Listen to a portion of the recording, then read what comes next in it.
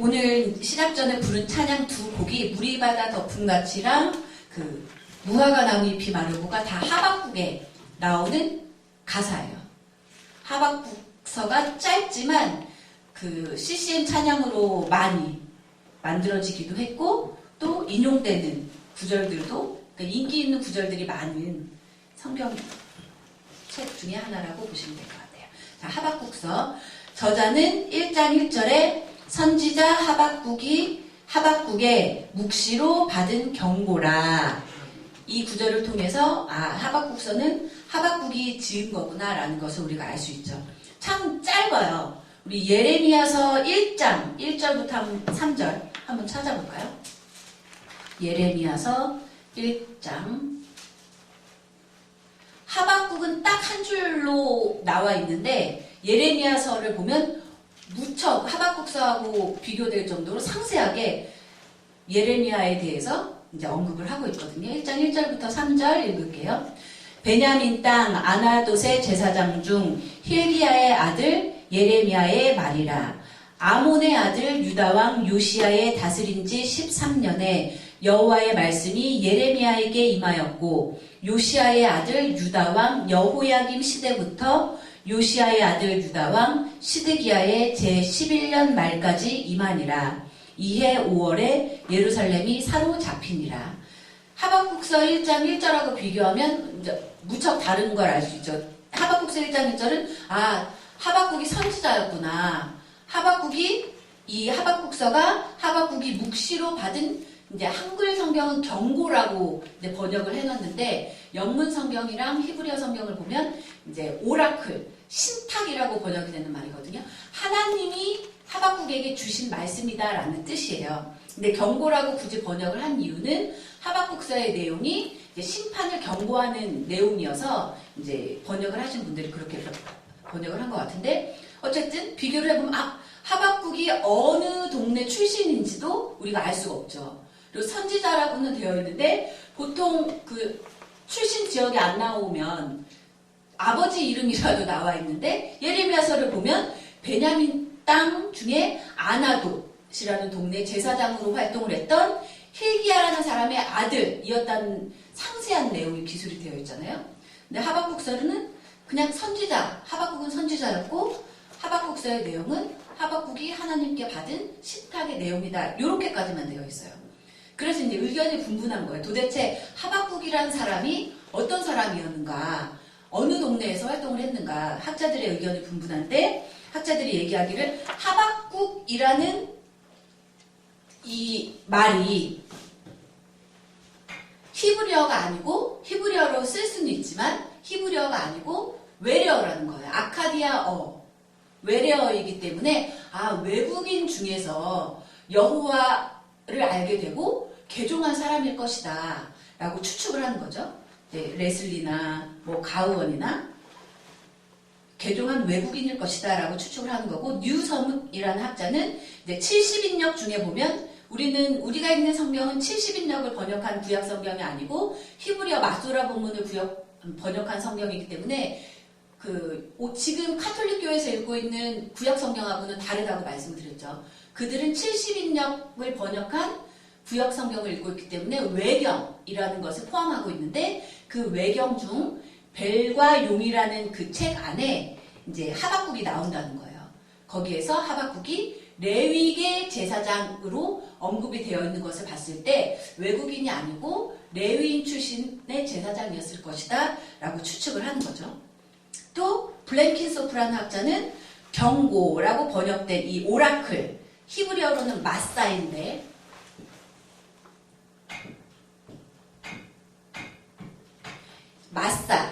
이것이 열방신탁에서 이방민족을 저주하는 데 사용되었으며 또 성전 예배 의식으로 주로 사용된 것이기 때문에 이 마사라는 단어가 들어간 것이 그래서 이 하박국이라는 선지자는 정확하게는 모르지만 제2를 관장했던 선지자였을 것이다 라고 추측들을 하고 있어요. 자, 기록 시기 보시면 요시야 시대에 활동을 했을 것이다 라고 추측을 해요. 보통 좀 전에 읽은 예레미야도 어느 시대, 어느 왕 때 활동을 했는지를 밝히고 있기 때문에 시대를 이제 한정하기가 좋은데, 하박국은 딱 한 줄, 선지자 하박국의 묵시로 받은 경고라. 이렇게만 되어 있기 때문에 어떤 시대 때 누구를 향해서 이런 경고의 메시지를 전달을 했는지가 불분명한데, 학자들이 얘기하기를 대략 요시야 시대 때 활동을 했을 것이다 라고 이제 추측을 하는 거예요. 이 요시야 시대 때가 어떤 시대였던 거 하니, 앞에서 계속 이제 예레미야도, 좀 전에 읽었던 예레미야도 요시야 시대 때부터 활동을 했다고 이제 우리가 읽었잖아요. 요시야 시대 때 많이 언급이 됐지만 간단하게 짚고 넘어가면, 이제 요시야 시대는, 요시야 왕은 640년부터 609년 동안 이제 남유다 왕국을 통치했던 왕인데, 주전 627년에 아수르 왕인 아슈르 바니팔이 죽음으로써 아수르라는 제국의 영향력이 고대 근동 지역에서 이제 점차 줄어들기 시작하는 거예요. 그때 이제 역대하 34장 6장 7절에 기록되어 있기를, 요시야가 므낫세 지파, 에브라임 지파, 시므온 지파, 납달리 지역에 있는 이방 산당을 회파했다는 내용이 나오거든요. 역대하 34장 6절 7절 한번 찾아볼게요.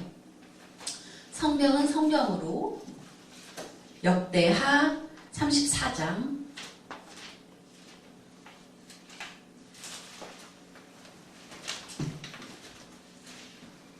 6절부터 7절.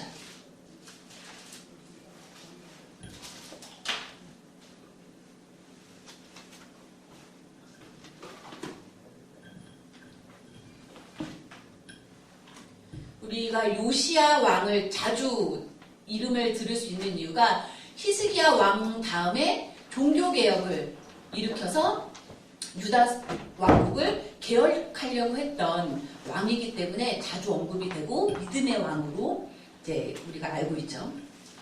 34장 6절 7절 읽을게요. 또 므낫세와 에브라임과 시므온과 납달리까지 사면 황폐한 성읍들에도 그렇게 행하여 단들을 회파하며 아세라 목상들과 아로새긴 우상들을 빻아 가루를 만들며 온 이스라엘 땅에 있는 모든 태양상을 찍고 예루살렘으로 돌아왔더라. 요시야가 통치할 당시는 이미 북이스라엘은 주전 722년에 아수르에게 망한 다음이기 때문에 아수르 영토였단 말이에요. 북이스라엘 그 지역은. 그래서 여기도 나오지만 잠깐 그 짧은 두 구절에서도 아세라 목상들, 태양상, 아로새긴 우상들, 얼마나 그 북이스라엘 지역에 우상숭배가, 이방 종교인 우상숭배가 그 횡행했었는지를 알 수가 있죠. 그런데 이제 요시야 왕이 이제 왕위에 오르고 치리할 당시쯤에 아수르 왕의 세력이 이제 점점 약해지니까 북이스라엘 땅까지 그 세력이 미치기가 미미한 거예요. 그러니까 이때를 기회로 잡고 요시야 왕이 이제 종교개혁을 일으킨 다음에 자기의 관할 지역이 아니었던, 아수르의 관할 지역이었던 북이스라엘까지도 시몬, 므낫세, 에브라임, 시몬, 납달리 그 지역까지도 가서 이방 우상들을 회파하고 종교개혁을 여기까지 범위를 넓혀서 할 수 있었던 것은, 그만큼 이 시대 때 아수르의 영향력이 많이 줄어들었구나를 우리가 알 수 있다는 거죠. 요시야가 주전 621년에 종교개혁을 시작을 했는데, 이제 아시죠? 많이 언급됐으니까. 예루살렘 성전을 보수하던 중에 두루마리가 발견이 됐잖아요. 이 두루마리가 뭔지 봤더니 일부 신명기서의 일부 두루마리가 발견이 됐고, 요시야 왕이 보고 우리가 왜 이렇게 우리 동족이었던 북이스라엘이 망하고 남유다 땅, 하나님이 선택하신 우리 하나님의 백성이 세운 남유다 왕국이 이렇게 어려움을 겪는고 하고 봤더니 신명기서를 봤더니 이때 해답이 나왔다. 신명기서에 나와 있는 대로 우리가 살지 못했기 때문에 우리가 이렇게 고난을 당하는구나. 신명기서에 나와 있는 대로, 신명기서에 기록된 하나님의 명령대로 우리가 모든 것을 개혁해서 살아야 되겠구나 라고 해서 요시야 왕이 이제 종교개혁을 일으키기 시작한 거잖아요. 그래서 종교개혁을 열심히 이루려고 했는데 이제 너무 뜬금없이 죽어버리죠. 무기또에서. 제가 그 교재에도 써놨는데 주전 609년에 종교개혁을 이제 쭉 진행해 나가는 와중에 609년에 아수르를 도우러 가는 애굽의 바로 느고 2세를 저지하다가 그때 한번 읽었던 기억이 나실 거예요. 느고가 유다를 쳐들어 가겠다는 것도 아니고 이제 바벨론하고 아수르가 싸우던 와중에 아수르를 도우러 가서 내가 아수르를 도와서 바벨론하고 싸움에서 아수르가 이기면 이 팔레스타인 지역, 고대 이제 북이스라엘과 남유다 지역의 지배권을 나에게 이제 넘겨달라고 해야 되겠다 하는 그 느고가 그 심중에 그런 마음을 갖고 아수르를 도우러 간 거예요. 가는 도중에 이제 남유다 지역 근처를 지나가게 됐는데 요시아가 뜬금없이 나와서 못 지나가 한 거란 말이에요. 그러니까 느고가 하나님께서 난 가라고 해서 간 거다. 하나님이 말씀하시기를 너 이거 요시아에게 너 이거 나 가는 걸 막으면 안 된다 라고까지 얘기하셨다라는 내용이 나오거든요. 했는데 막아요. 그러다가 죽어요. 자기의 전쟁이 아닌데 오지랖 떨다가 죽는단 말이에요. 그러고 나니까 개혁을 이끌어가던 개혁 군주가 죽고 난 다음에 이제 그 둘째 아들이었던 여호아하스를 유다 왕국의 신하들은 왕으로 내세웠는데 애굽 왕이 요시아도 죽었는데 내 마음대로 왕을 세우자 해서 여호아하스를 폐위시키고 첫째 장자였던 요시아의 장남 엘리야김을 여호야김이라는 이름으로 바꾸어서 이제 꼭두각시 왕으로 내세웠죠. 그러니까 하박국이 쭉 읽어보시면 여기서도 이제 하박국의 탐언이라고 제가 뒤에 쓰기도 하고 뭐 질문이라고 쓰기도 했는데 영어 성경을 보면 컴플레인트라고 해요. 불평. 하나님께 불평하는 내용이라는 거예요. 하박국이. 아니 이렇게 악이 득세하는데 하나님 왜 보고 계십니까? 묻는 내용, 불평하는 내용이 나오거든요. 이제 요나하고는 결이 다르죠. 요나는 자기가 하나님의 명령을 실행하기가 싫어서 도망가고 불평하고 죽여주세요! 했다가 왜 내 그늘을 없애세요! 하고 그런 결이 다른 불평이죠. 하박국은 왜 의인이 하나님 뜻대로 살려고 하는 요시아가 왜 죽었습니까? 이런 식인 거예요. 하나님 뜻대로 살려고 하는 사람이면 더 오래 살게 해서 하나님의 뜻을 더 오래 펼칠 수 있게 하셔야 되는 거 아닙니까? 라는 그런 결이 다른, 요나와는 결이 다른 불평을 하는데 어쨌든 이 급변하는 거죠. 개혁군주였던 하나님 뜻대로 살기를 원했던 요시아가 정말 뜻하지 않는 자리에서 죽고 난 다음에 여호아하스가 3개월 만에 왕위에서 물러나고 애굽 왕에 의해서 꼭두각시 왕인 여호야김이 세워지고 그 다음에 또 아들인 여호야김이 왕으로 올라갔다가 또 바벨론의 입에 잡혀가고 요시아의 셋째 아들인 시드기야가 마지막 유다 왕이 되잖아요. 질풍노도의 시기 때 이제 하박국이 그를 이제 예언 사역을 했다고 보시면 될 것 같아요. 1장 6절 이제 교재에 있는 거를 보시면 이렇게 아수르가 고대 근동 지역을 지배했다가 아수르의 힘이 쇠퇴하니까 애굽이 또 그 지역을 지배하려고 아수르와 한편을 먹으려고 갔다가 요시아 왕은 또 죽어버리고 바벨론이랑 애굽이 붙었는데 또 바벨론이 이겨서 이제 남유다 왕국이 자리하고 있던 그 고대 근동 지역에 이제 패권을 잡은 자가 바벨론이 되는 정말 그 국제 정세가 하루하루 시시각각 변하는 혼란스러운 시기에 이제 하박국이 활동을 했다고 보시면 될 것 같아요. 일단 보라 내가 사납고 성급한 백성 곧 땅의 넓은 곳으로 다니며 자기의 소유 아닌 거할 곳들을 점령하는 갈대아 사람들을 일으켰나니 여기서 갈대아 사람은 바벨론 사람을 이제 언급한 거라고 보시면 되는데 알 수 있죠. 하나님이 갈대아 사람들을 일으키셨다는 거예요. 쓰셨다는 거예요. 갈대아 사람. 그러니까 하박국이 볼 때 아니 주님이 선택하신 백성은 우리 유다 왕국인데 왜 유다 왕국을 들어 쓰시지 않으시고 저 악하고 주님도 말씀하셨듯이 사납고 성급한 백성이고 땅의 넓은 곳으로 다니면서 자기 것도 아닌데 다 침략해서 빼앗는 왜 그런 악한 자들을 주님이 들어서 쓰십니까? 하고 컴플레인트하고 불평하는 거거든요. 왜 그러셨을까? 그렇죠? 하나님은 악인도 하나님이 쓰시려는 그 도구에 합당하면 쓰신다는 거예요. 하나님 마음이죠. 하나님 마음인 거예요. 자, 구조로 넘어갈게요. 자, 그리고 이제 넘어가서 잠깐 말씀드리면 하박국, 우리가 번역되어 있는 하박국 한글 성경이나 영어 성경을 보면 이게 그 하박국서의 문학적 특징이 잘 나타나지가 않는데 하박국은 운문, 시의 형태로 되어 있어요. 그래서 이제 복음성가 이제 작사하시는 분들이 많이 뭐 우리가 시작할 때 불렀던 무화과 나무 잎이 마르거나 뭐 물이 바다 덮음 같이나 그대로 갖다가 쓸 수가 있는 거예요. 원래 형태가 시의 형태였기 때문에 운문, 시의 형태로 구성되어 있는 특징을 갖고 있다고 보시면 돼요.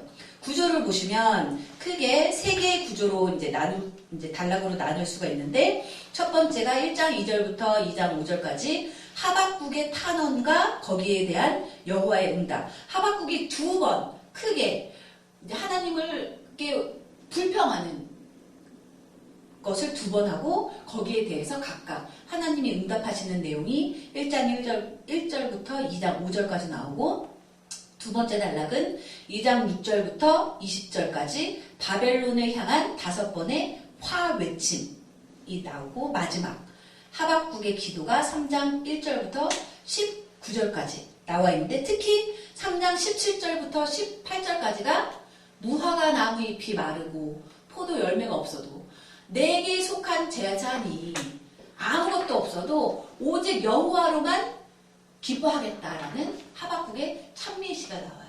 그래서 학자들이 얘기하기를 이 구절이 구약 성경에 있는 가장 아름다운, 가장 오직 주님만을 믿고 신뢰하고 살아가겠다는 가장 아름다운 찬미의 시다라고 학자들이 얘기를 하는 거죠. 자, 주요 본문 이해로 넘어갈게요.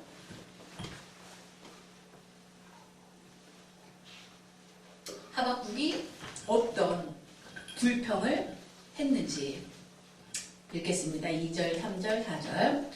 여호와여, 내가 부르짖어도 주께서 듣지 아니하시니 어느 때까지리이까? 내가 강포를 인하여 외쳐도 주께서 구원치 아니하시나이다.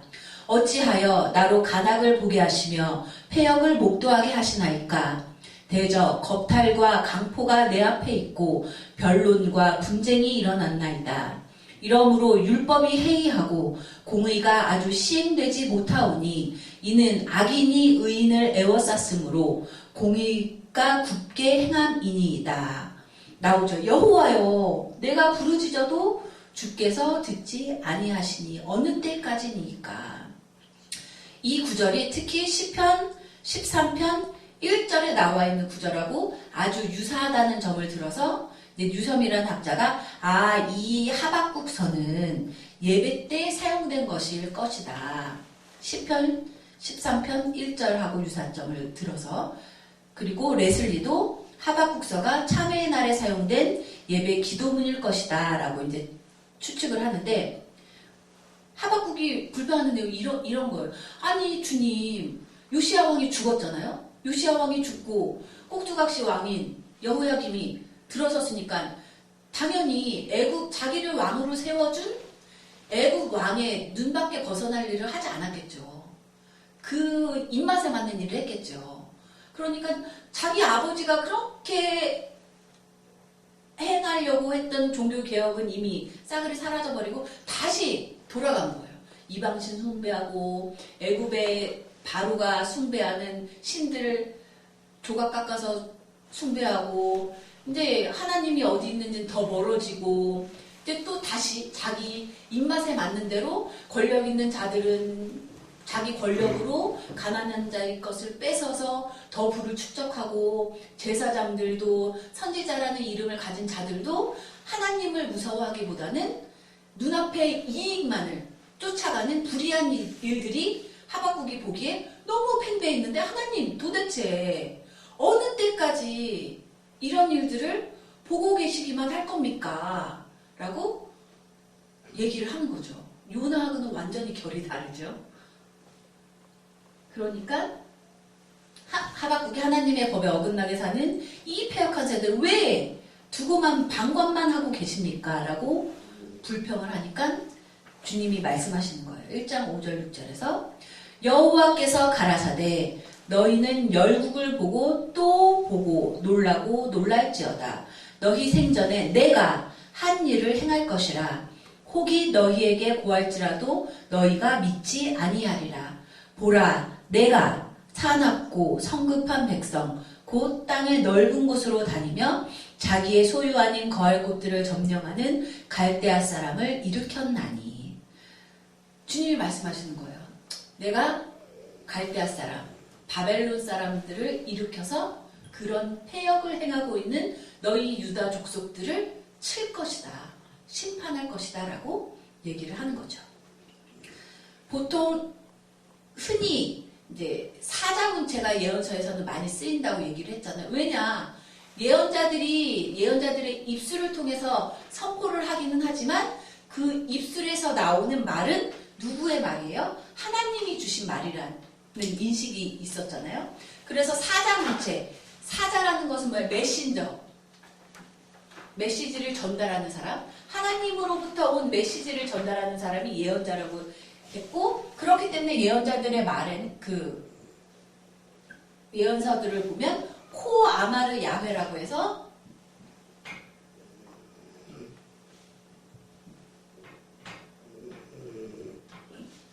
이것은 여호와가 말씀하신 것이다 라는 이 메시지의 출처, 근거를 밝히는 이 사자문체 양식이 자주 나타나는데 하박국서에는 이 문체가 나타나지는 않아요. 그런데 1장, 지금 좀 전에 읽었던 1장 5절부터 6절까지 내가 1인칭이잖아요. 내가 한 일을 행할 것이고 보라 내가 사납고 성급한 백성 갈대아 사람들을 일으킬 것이다. 1인칭으로 쓰여진 이걸 근거로 해서 이 공식 문구라고 할 수 있는 코 아마르 야훼라는 것은 이제 사용되지 않았지만 그런데 이제 우리 한글 성경을 보면 여호와께서 가라사대라고 해서 코 아마르 야훼를 덧붙여서 번역을 해놓기는 했어요. 그러나 히브리어 원문을 보면 이런 공식 문구의 사자문체는 나타나지 않지만 내가 여기서 내가는 하박국이 아니죠. 여호와잖아요. 이 1인칭으로 사용된 것에 근거를 해서 이제 사자문체와 같은 의미이다라고 이제 이해를 하는 거죠. 그러니까 갈대아 사람들을 일으켜서 패역한 세대인 유다 백성들을 칠 것이다라고 얘기를 하니까 하박국은 더 황당한 거예요. 아니 주님, 갈대아는 거룩치 못한 이방 민족이고 주님도 말씀하셨듯이 사납고 성급한 악을 행하는 자들인데 악인을 들어서 저희를 치신다고요? 하고 또 불평을 하는 거죠. 1장 13절에 주께서는 눈이 정결하심으로 악을 참아보지 못하시며 패역을 참아보지 못하시거늘 어찌하여 괴휼한 자들을 방관하시며 악인이 자기보다 의로운 사람을 삼키되 잠잠하시나이까. 아니 유다 백성들이 패역을 행하고 이방신을 섬기는 자들도 있기는 하지만 그래도 이방 민족인 바벨론 사람들보다는 의인이지 않습니까? 그런데 갈대아 사람들을 일으켜서 저희를 회초리를 치시겠다니요, 주님. 주님은 의로우신 분이신데 악을 참지 못하시는 분이신데 어떻게 이렇게 하실 수가 있습니까? 하고 불평하는 거예요. 아니 어떻게 그럴 수가 있습니까? 그러나 우리가 여기서 알 수 있는 것은 악한 사람도 하나님이 쓰시는 도구에 합당하면 쓰신다는 거예요. 그거 하나님 마음이죠. 하나님께 그래서 하나님께 쓰임받는 라고 해서 교만할 의인만 쓰임받는 게 아니고 악인도 쓰임을 받을 수 있기 때문에 나 하나님께 쓰임받는 종이야 라고 해서 과연 저 사람이 의인이라고 할 수 있는가? 그거는 생각해 봐야 될 문제라는 거죠.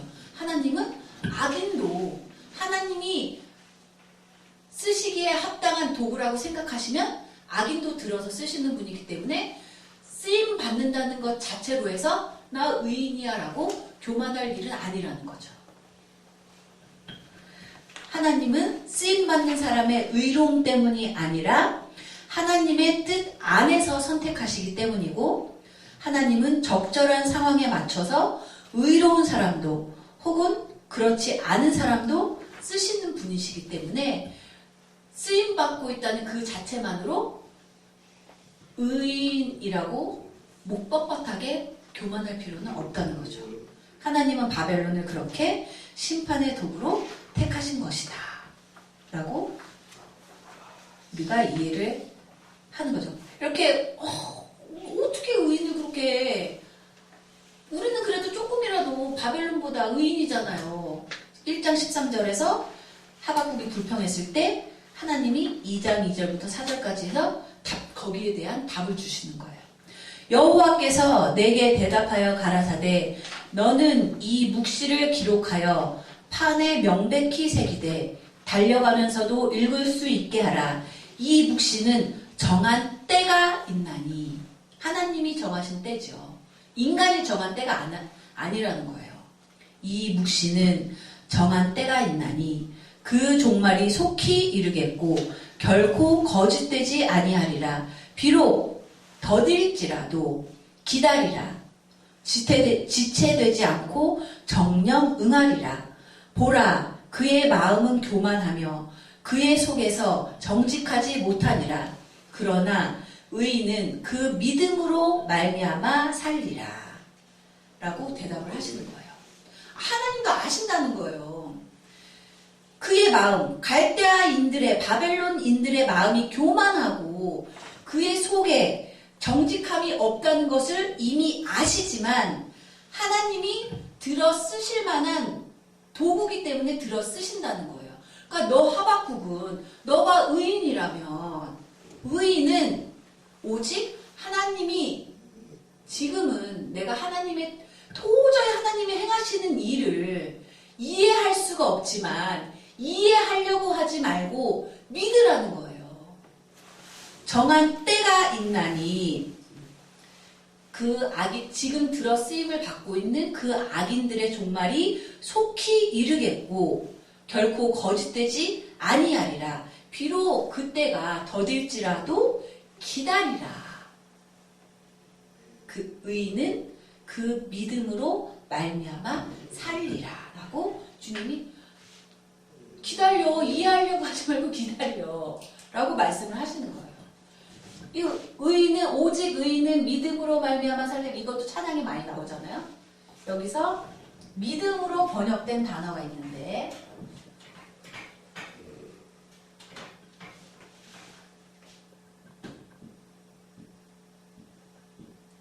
에무나예요.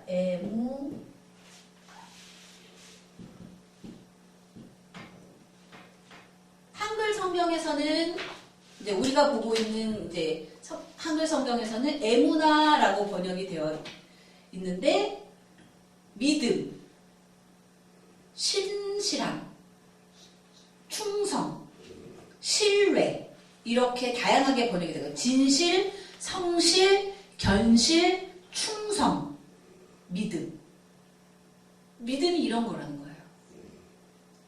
진실되게, 신실하게, 견실하게, 충성되게 의인은 믿음으로 말미암아 살리라. 이 구절은 하박국서의 중심 구절이라고 할 수가 있는데 그래서 신약 성경에서도 예수 그리스도를 믿음으로써 의인으로 인정받는 기독교의 교리를 증언하는 말씀으로 3번이나 인용이 되죠. 이신칭이라고 하잖아요. 이신칭이 믿음으로써 의롭다 칭함을 받는다. 우리가 진짜 의인이신가요? 1년 365일 하루 24시간 늘 의로운 생각만 하고 의로운 말만 하고 의롭게 행동하고 아니잖아요. 우리가 의인이라고 칭함을 받는 이유는 예수 그리스도를 믿기 때문이라는 거예요. 그게 기독교 이제 5대 원리 중에 하나인데, 솔라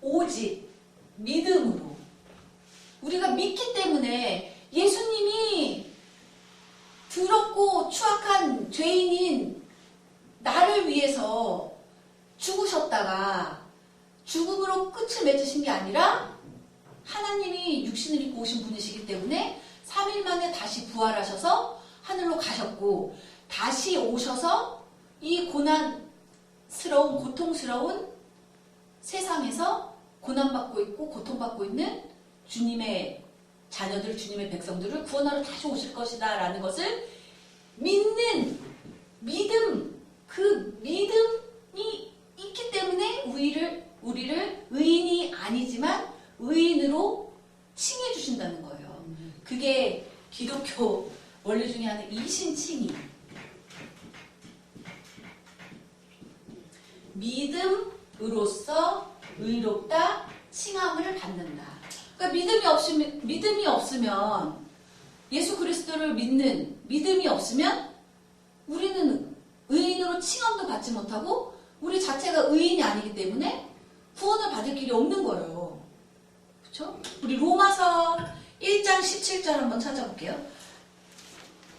로마서 1장 17절.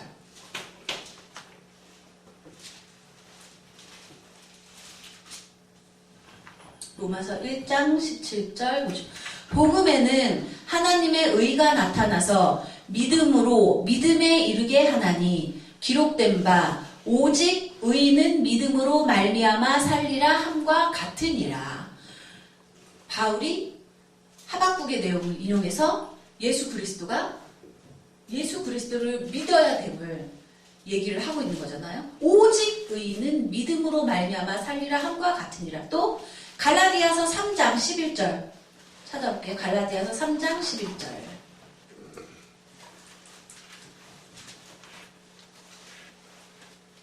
갈라디아서 3장 11절.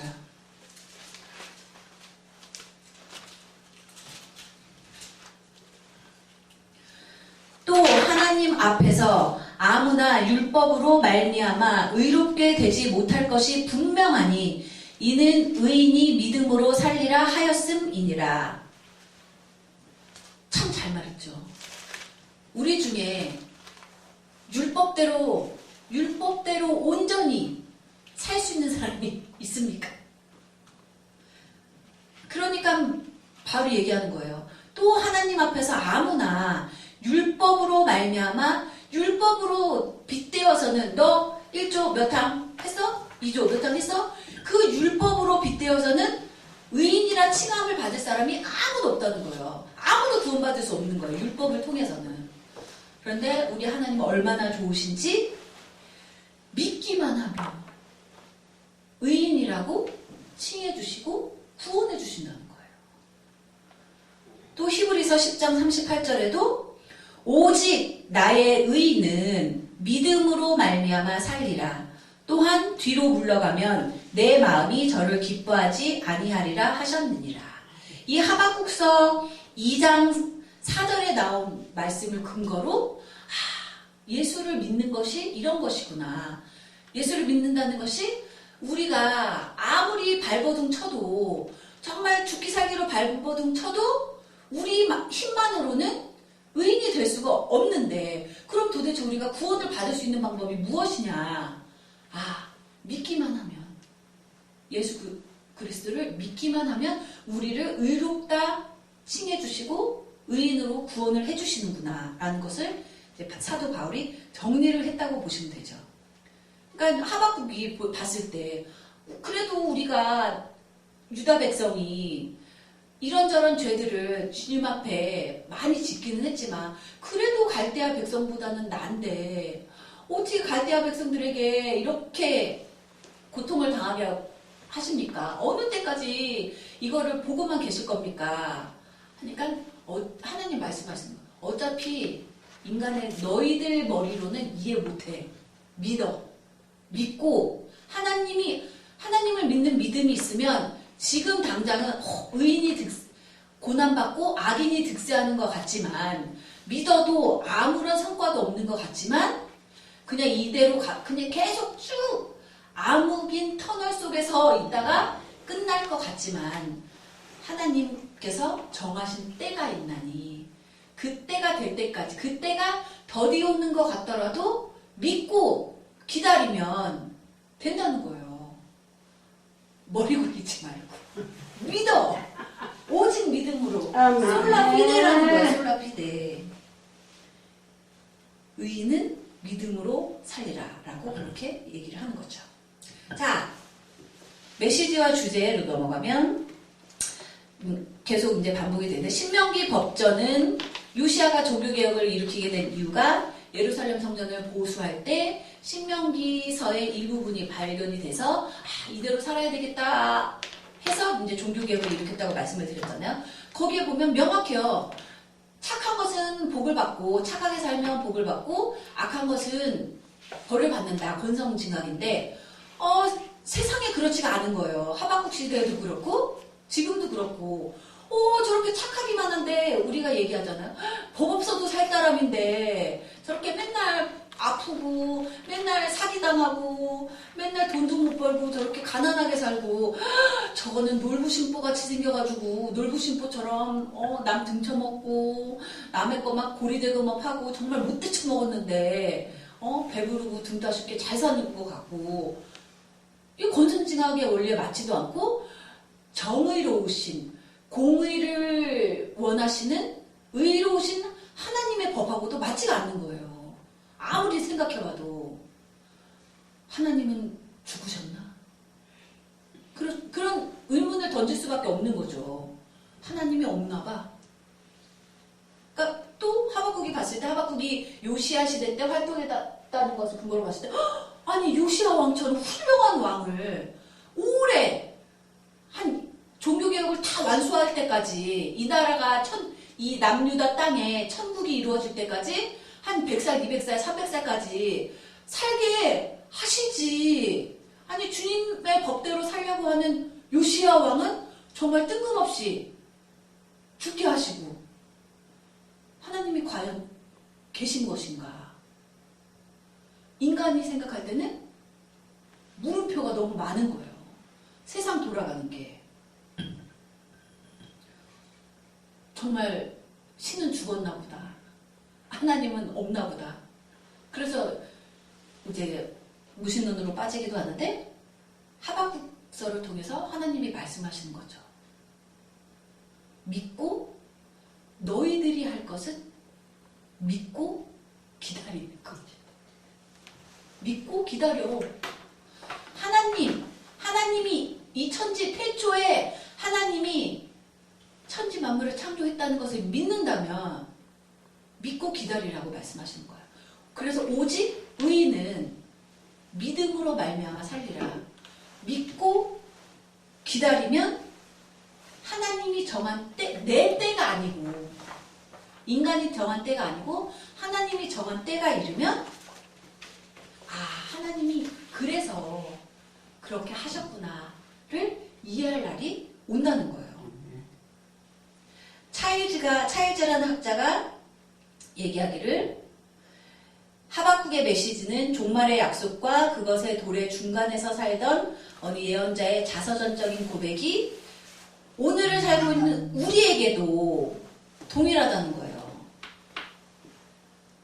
우리 그날 주님이 다시 오셔서 지금 우리가 지금 나의 삶은 정말 보잘것없고 정말 남에게 맨날 밟히는 것 같고 되는 일도 하나도 없는 것 같고 하나님을 잘 믿는다고 몸부림치고 믿는데 왜 그럴까? 주님을 믿는 자들에게는 주님만을 바라보고 사는 자들에게는 주님이 복을 주신다고 했는데 왜 나의 삶은 왜 그럴까? 라고 흔들리는 사람들에게 흔들리는 신앙인에게 그래도 기다려. 하나님을 믿는다면 계속해서 하나님을 믿고 살아가야 한다는 실존적인 답을 해주고 있는 것이고, 우리는 왜 하나님을 믿는 자, 하나님을 안 믿는 사람들은 상관이 없죠. 하나님이 있음도 알지 못하고, 하나님도 신은 죽었다라고 하고, 하나님은 없다, 하나님은 만들어낸 신이다라고 하는 사람들은 상관이 없지만, 우리는 하나님이 태초에 천지를 창조하신 분이라는 것을 믿는 사람들이잖아요. 그러면 지금 눈앞에 아무 증거 아니 보여도 하나님이 정하신 때가 이를 때까지 기다리라는 거예요. 그래서 블랙 킨소프라는 학자가 예언이 선포되었다고 해서 그게 바로 이루어지는 게 아니잖아요. 대표적으로 예레미야가 예레미야가 얘기한 너희들이 이 아수르에게 고난을 받고 있지만 바벨론에게 고난받아서 나라가 망해서 포로로 붙잡혀가지만 그래도 하나님 정한 때가 이르면 회복시켜 주실 것이라는 예언을 했고, 그거에 대해서 거짓 선지자 하나냐는 3년이면 충분하다 했지만 예레미야는 70년이라고 했다가 죽을 뻔했잖아요. 70년, 3년, 우리는 인간은 3년이길 원하지만 그 예언의 성취 기간은, 성취되는 때는 하나님이 정하시는 거기 때문에 인간이 생각할 때 아주 길고 성취가 안 될 것 같이 느껴질 때도 있지만, 하나님께서 이 세상 모든 천지 만물, 인간의 역사를 주관하신 분이라고 믿는 사람이라면 믿고 기다리라는 거예요. 하나님이 하박국서 2장 4절에서 오직 의인은 믿음으로 에무나로 말미암아 살리라 라고 대답하신 답변을 주신 것은 절대적인 순종, 하나님에 대한 절대적인 신뢰를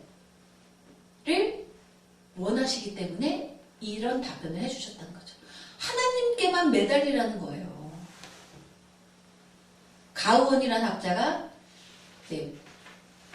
제대로 해석을 해놨는데, 우리는 신앙으로 살 것이지 눈에 보이는 증거로 사는 게 아니라는 거예요. 우리가 아무리 머리가 뛰어난 사람이라고 해서, 노벨상을 받은 사람이라고 해서, 머리 팽팽 돌아가는 사람이라고 해서 하나님의 뜻을 하나도 이해할 수가 없다는 거예요. 머리로는. 이해할 수 없는 걸 이해하려고 내가 이해할 수 있게 증거를 보여주세요 하지 말고, 믿는 자들이 해야 될 것은 오직 믿으라는 거예요. 하나님께 매달리고. 그래서 우리가 좀 전에 읽었던 로마서 1장 17절에서 바울이 믿음으로 믿음에 이르게 하나니, 믿어야 믿어지고 믿어야 의인으로 칭함을 받고 구원을 받을 수 있다는 거예요. 이것이 마틴 루터가 종교개혁을 일으킬 때 그 하박국서에 오직 의인은 믿음으로 말미암아 살리라, 이게 큰 영향을 끼쳤는데, 5솔라라고 해요. 아시는 분도 있겠지만 카톨릭이 이제 콘스탄티노플 황제에 의해서 국교로 인정이 되고 전 세계에 이제 뻗쳐나가기 시작하잖아요. 그러면서 사도들은 죽고 사도들에게 위임을 받았다고 하는 이제 교황들이 이제 몇 대 교황들이 하면서 어느 순간부터 하나님은 온데간데 없이 사라지고, 교황들이 성경에도 없는 신조들을, 규칙들을 만들어서 하나님의 백성들을 옥죄이기 시작하는 것을 보고 마틴 루터를 비롯한 개혁자들이 아니다, 성경에는 그렇게 하라고 되어 있지 않다라고 종교개혁을 일으키는 거잖아요. 그 근거로 내세운 게 5솔라예요. 5솔라. 개신교가 이제 나오게 된 근거라고 보시면 되죠. 그러니까 기본적으로 알고 계셔야죠. 5솔라. 5개의 신조, 개신교 기본이 되는 교리.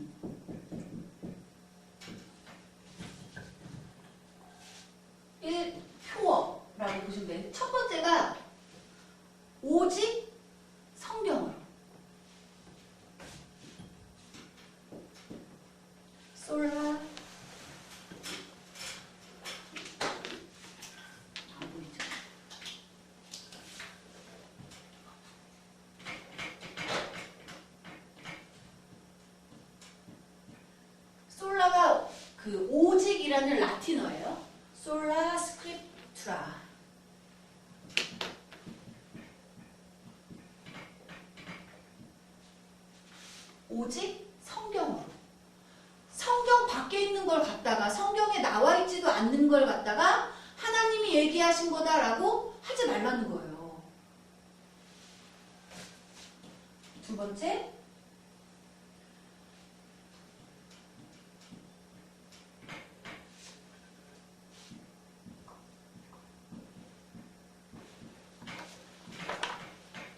오직 그리스도.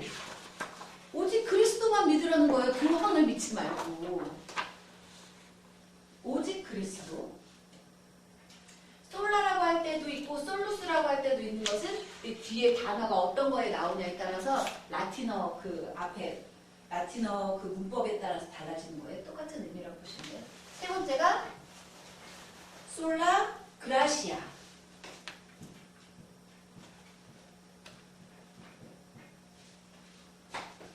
오직 은혜. 오직 은혜라는 거예요. 오직.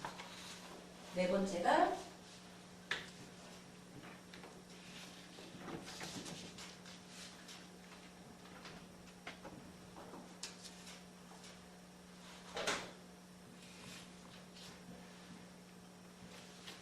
솔라 피데. 오직 믿음으로.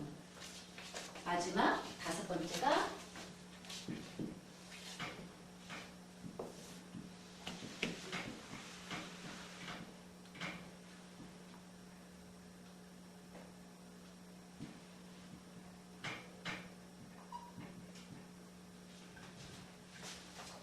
마지막이 오직 주님께만 영광을. 솔리데오 글로리아라는 이게 우리가 지금 믿고 있는 개신교를 태동시킨 근거예요. 근거. 당시 14세기, 15세기 때 하나님을 믿는다고 하는 교황들이, 교부들이 성경에도 없는 걸 믿으라고 하고 하나님께 영광을 돌리지는 않고 교황의 영광을 다 받고 하니까 종교개혁자들이 보고 아니다. 우리가 믿는 것은 오직 성경에 나와 있는 것, 솔라 스크립트라. 성경에 나와 있는 것만 믿어야지 성경에 없는 걸 믿으라고 그것이 하나님이 주신 것이라고 해서는 안 된다라고 주장을 한 거고 오직 그리스도만이 우리를 구원하실 분이라는 걸 믿어야지 교황을 믿어가지고 구원을 받는 게 아니다. 또 솔라 그라시아. 우리가 구원받는 것은 오직 하나님의 은혜지. 우리가 얼마나 헌금을 많이 하고 봉사를 많이 하고 기도를 많이 하고 너의 인간의 공덕에 의해서 우리가 구원받는 게 아니다. 구원해 주시는 것도 오직 하나님이 주시는 은혜다. 솔라 피데. 오직 믿음으로만 우리가 의인으로 칭함을 받아서 구원을 받을 수 있는 거지 인간적인 방법에 의해서 구원을 받는 게 아니고 그러므로 오직 영광을 받으셔야 될 분은 오직 영광을 돌려야 될 대상은 오직 솔리데오. 오직 하나님 한 분뿐이시다. 이게 다 1, 2, 3, 4, 5 숫자를 적어놓긴 했지만 이게 순차가 있는 게 아니라 하나예요. 하나님, 오직 영광을 받으실 분은 하나이신 하나님이시고 그 하나님이 은혜로 우리에게 믿음도 주셔야 믿게 되고 믿어서 의인으로 칭함도 받게 되는 거고 오직 그리스도만이 나를 구원하실 분이다라고 믿는 믿음 또 하나님이 은혜로 주셔야 되는 거고 그럼 예수 그리스도가 우리의 구세주가 되신다는 근거는 오직 성경을 통해서만이 우리가 알 수 있다는 거예요. 다른 인간적인 지식에 의해서가 아니라 다 한꺼번에 이루어져야 되는 거죠. 오직 이 5개의 이외의 것을 내세워서 믿어 하고 하나님이 주신 말이야 라고 하는 것은 다 뻥이다. 근거가 없는 거다. 라고 종교개혁자들이 얘기를 하는 거죠. 다 아시는 내용이죠? 믿음도 우리가 믿습니다 해서 믿어지는 걸로 착각을 하지만 주님이 은혜로 믿음을 주셔야 되는 거예요. 왜요? 성경을 우리만 읽는 게 아니잖아요. 안 믿는 사람들도 기독교인이 아닌 사람들도 성경 잘 읽어요. 근데 똑같은 성경을 읽고도 우리는 주님 믿습니다. 주님이 우리의 구세주가 되심을 믿습니다. 하는 믿음이 생기지만 안 믿는 사람들은 성경을 백날 읽어도 믿음이 안 생기는 거예요. 믿음도 주님이 은혜로 주셔야 되는 거예요. 인간이 하는 게 하나도 없는 거죠. 잘난 체 하지 말라는 거예요. 그러니까 왜 안 이루어져요? 왜 저렇게 나보다 못되게 사는 인간들만 더 잘 돼요? 왜 나는 왜 이래요? 나 할 만큼 했잖아요. 할 필요 없다는 거예요. 할 만큼 얼만큼 했는데 오직 너는 믿고 신실한 기다리라는 거예요. 인간이 할 일은 오직 믿고 기다려라.